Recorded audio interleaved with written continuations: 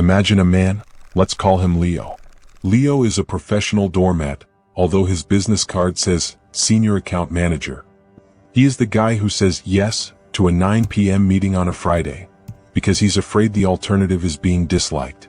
He is the personification of NPC energy, floating through a life scripted by everyone else's demands. Leo wakes up and before his eyes have even adjusted to the light, he checks Slack. 43 unread messages. He doesn't feel curiosity. He feels dread, a low hum of anxiety that lives somewhere behind his sternum. Each red notification bubble is a tiny landlord, demanding rent he never agreed to pay. He answers them all, immediately, because somewhere along the way he confused responsiveness with worth. Leo thinks he is virtuous. He thinks his lack of conflict is a sign of a good soul. But he is wrong. Friedrich Nietzsche had a name for this. He called it slave morality. Many people think they are good because they have no claws, but being harmless isn't a virtue. It's just being a prey animal with a polite smile. Tonight, we explore why your niceness is actually a form of cowardice and how to reclaim your edge. Welcome back to the Mindful Path. I am your guide. Let us explore the shadow of the nice guy. Let's sit with that idea for a moment, because it's uncomfortable and discomfort, my friend, is usually where the truth is hiding. Nietzsche observed something quietly devastating about human ethics. He noticed that the powerless, unable to compete with the strong, did something clever. They redefined strength itself as evil. They took their own weakness, their own inability to act, and rebranded it as humility. Meekness became a virtue not because it was noble, but because it was all they had left to sell. This is the birth of what he called ressentiment, a quiet, simmering resentment dressed up as moral superiority. The weak don't say, "I am too afraid to fight back." They say, "I am too good to fight back." Do you see the sleight of hand there?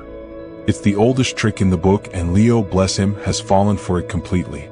There is a profound difference between a man who cannot bite and a man who chooses not to. True Stoic virtue requires a sword. If you don't have one, you're not nice. You're just easy to exploit.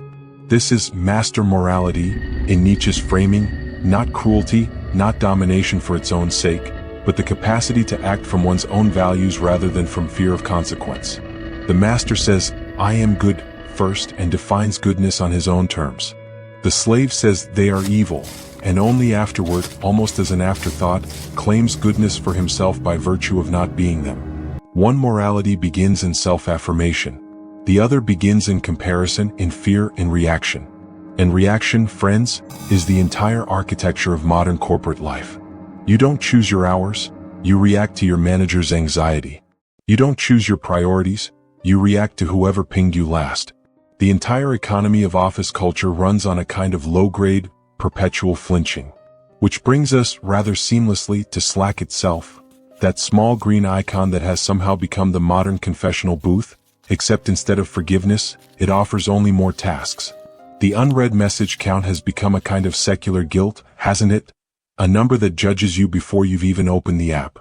You feel it buzz in your pocket on a Sunday afternoon, and some primal part of your nervous system, the same part that once watched for predators on the savannah, lights up in alarm. Except the predator now is a project update from someone named Kyle in marketing. This is the quiet tragedy of quiet quitting, that trend everyone discussed so loudly a couple years back, as if doing your job description and nothing more was some kind of radical act. And maybe it was in this economy, but notice the irony. An entire generation had to invent a movement just to give themselves permission to stop performing servitude they never consented to in the first place. We didn't need a TikTok trend to tell us we're allowed to log off at 5. We needed Nietzsche 140 years ago, except nobody was listening then either. When you say yes, while your soul is screaming no, you are gaslighting yourself. You are trading your integrity for a fake sense of safety. You are living in a delulu world where you think people will eventually reward your compliance with respect. Spoiler alert, they won't. They will just ask for more. This is, perhaps, the cruelest mechanism of all. Compliance does not satisfy demand, it generates it. Every time Leo says yes to the Friday meeting, he is not building goodwill, he is training the people around him. He is teaching them, quite efficiently, that his boundaries are decorative, that his time is a public resource, free for the taking like a park bench. And people, being people, will sit on that bench forever because nobody has ever told them they couldn't. There's a wonderful, melancholic little parable from Arthur Schopenhauer that explains why we end up here in the first place. Why we keep returning to relationships, jobs, and social circles that hurt us, again and again, like a moth that has memorized the shape of the flame and walks toward it anyway. He called it the hedgehog's dilemma. Picture, if you will, a group of hedgehogs on a cold winter night. They huddle together for warmth, because the cold is unbearable, and isolation is its own kind of death.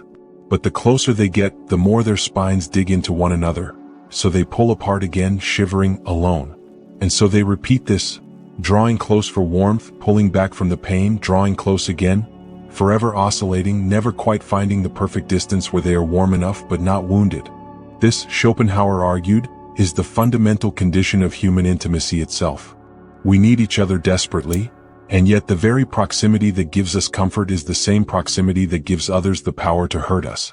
Leo's compliance, his endless yes, is his attempt to solve the hedgehog's dilemma through self-erasure. He has decided that if he simply removes his own spines, files them down until there's nothing left that could possibly hurt anyone, then surely he will finally be safe inside the circle. But a hedgehog without spines isn't safe. It's just soft. And soft things, in a world that has never once stopped being a marketplace of competing wills, get consumed. This is the part nobody tells you on the wellness podcasts, between the affirmations and the gratitude journaling. Toxic positivity, that relentless cultural pressure to reframe every wound as a blessing in disguise, isn't healing, it's anesthesia. It doesn't remove the spines, it just numbs you to the fact that you no longer have any. And so we arrive at the great performance of our era, the algorithmic theater of social media, where everyone is simultaneously the protagonist of their own movie.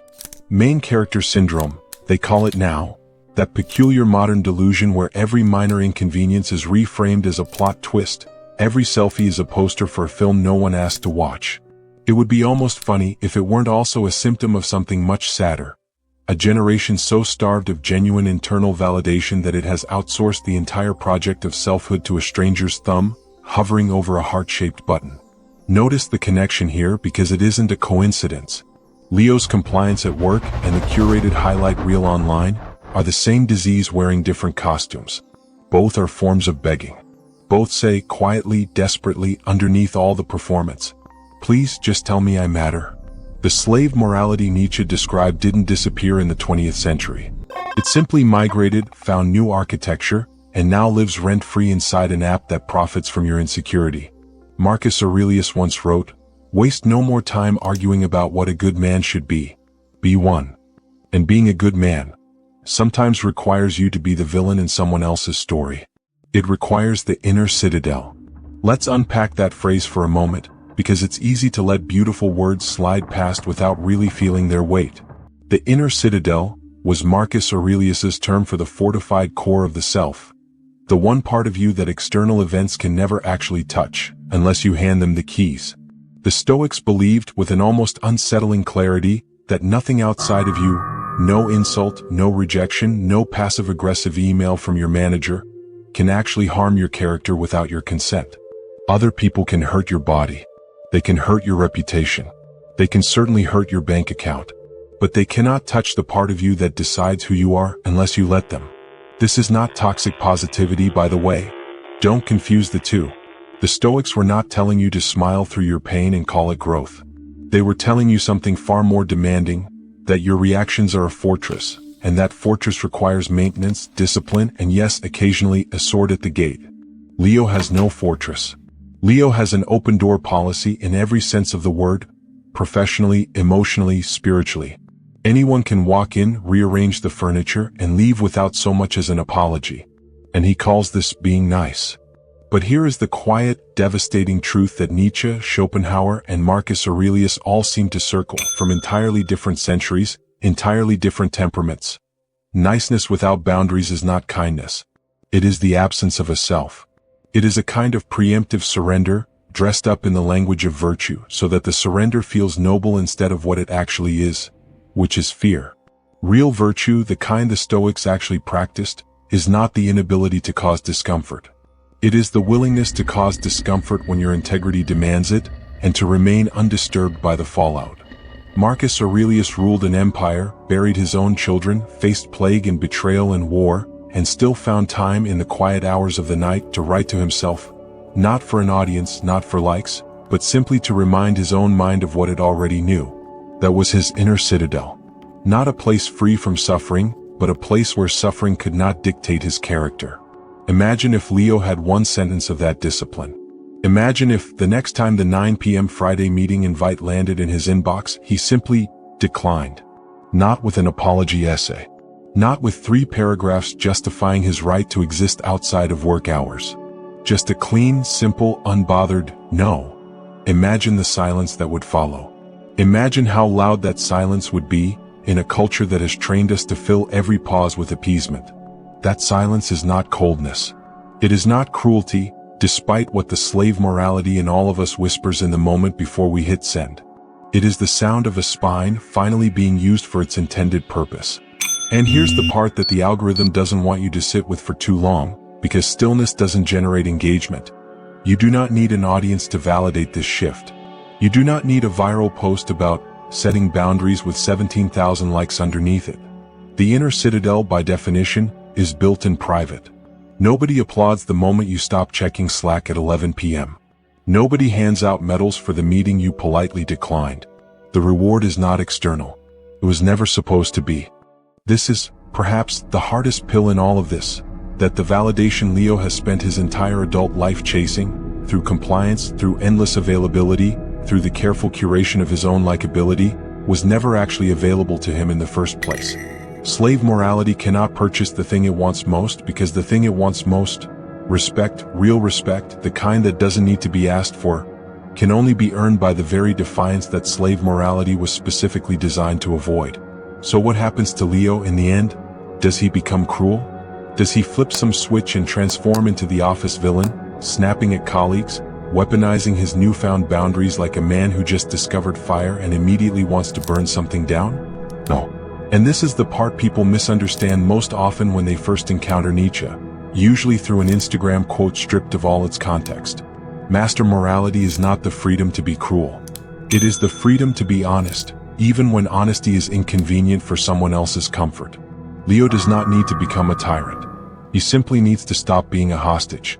There is an entire universe of difference between those two conditions, even though from a distance, in the eyes of people who have only ever known him as compliant, they might look identical at first. They might call him different now. They might say he's changed, as if his sudden willingness to have a self was some kind of betrayal of the man they preferred. The convenient one, the easy one, the doormat with the senior account manager title. Let them say it. The hedgehog's dilemma was never solved by removing your spines. It was solved by finding the people willing to stand close enough to feel them, and choosing to stay anyway. So I ask you tonight, are you Leo? Or have you found the strength to say no without an apology? Tell me your story in the comments. I read them all. If this resonated with you, consider subscribing. It helps the inner citadel grow. Until then, find your silence. It is waiting for you.